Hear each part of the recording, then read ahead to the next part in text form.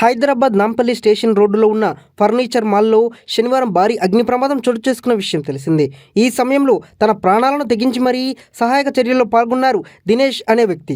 సోమవారం గణతంత్ర దినోత్సవం సందర్భంగా హైదరాబాద్ సిపి విసి సజ్జనర్ దినేష్ను సత్కరించారు.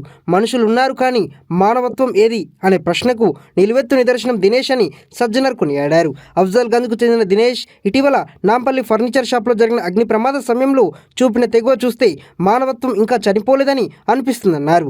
ఓ పక్క ఉవ్వెత్తున ఎగిరిపడుతున్న మంటలు, మరో పక్క బాధితుల ఆర్తనాదాలు. అయినా దినేష్ వెనుకడుగు వేయలేదని, తన ప్రాణాలను సైతం లెక్క చేయకుండా సహాయక చర్యలో పాల్గొన్నారని అభినందించారు. ప్రమాదం జరిగితే వీడియోలు తీస్తూ కాలక్షేపం చేసే ఈ రోజుల్లో ప్రాణాలకు తెగించి దినేష్ చేసిన సాయం నిజంగా సాహసోపేతమని పేర్కొన్నారు. గణతంత్ర దినోత్సవం సందర్భంగా దినేష్ను సత్కరించుకోవడం ఎంతో గర్వంగా ఉందన్నారు.